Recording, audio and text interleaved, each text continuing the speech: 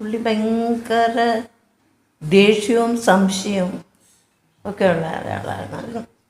ഞാൻ അങ്ങനെയല്ലല്ലോ, അപ്പോൾ അതുകൊണ്ട് പിന്നെ എനിക്ക് ഒട്ടും സഹിക്കാൻ പറ്റിയില്ല. അതാണൊരു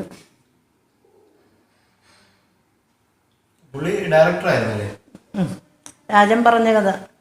പിന്നെ വേറെ ഏതോ ഒരു സിനിമയും ചെയ്തു. അതായത് ഞാൻ ഷൂട്ടിങ് കഴിഞ്ഞ് കോടമ്പാക്കത്തു നിന്ന് ഇവിടെ എത്താനുള്ള സമയം ആലോചിച്ചുകൊണ്ടിരിക്കും, നോക്കിക്കൊണ്ടിരിക്കും. ഇത്തിരി ലേറ്റായി അവിടെ ഇരുന്ന് ആരോടെങ്കിലും സംസാരിച്ചാൽ അവിടുന്ന് ഫോൺ ചെയ്ത് പറയാൻ ആൾക്കാർ വേറെ, മനസ്സിലായോ? അപ്പോൾ അങ്ങനെ ഒരു ഡൗട്ടിൻ്റെ ആളായിരുന്നു, അത്രയേ ഉള്ളൂ. പക്ഷെ അവസാനം മരിക്കുന്ന സമയത്ത് മുമ്പേ ഇവിടെ തന്നെയാണ്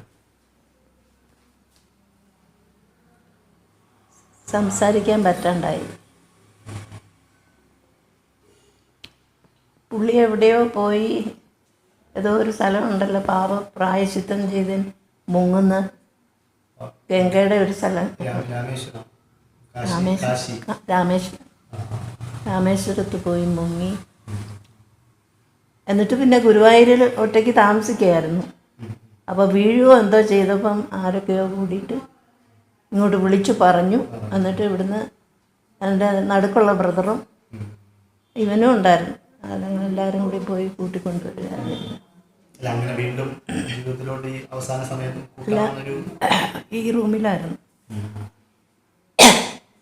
സംസാരിക്കാൻ പറ്റാണ്ടായിപ്പോയി. അവസാനം എന്നെ തൊഴുതു, കൈ പിടിച്ച് മാപ്പ് ചോദിച്ചു.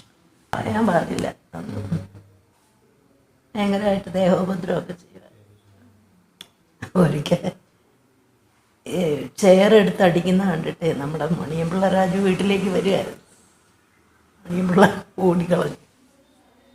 ദേഷ്യം വന്നാൽ എന്താ ചെയ്യാന്നറിയില്ല,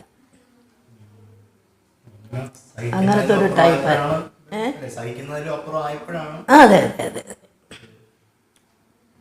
പിന്നെ ലാസ്റ്റായപ്പോൾ എനിക്ക് ഇവിടെ വന്നപ്പോൾ പിന്നെ പ്രയാസം. അപ്പം ഇവരെല്ലാവരും കൂടി അമൃതയിൽ കൊണ്ടുപോയി.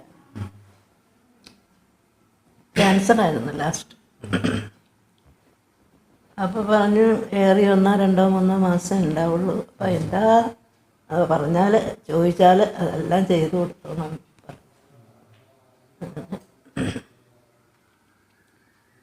കൊണ്ടുവന്നു ലാസ്റ്റായപ്പോൾ ഒരു 12 ദിവസം മുമ്പ് തന്നെ ശബ്ദം പോയി, സംസാരിക്കാൻ പറ്റണ്ടായി.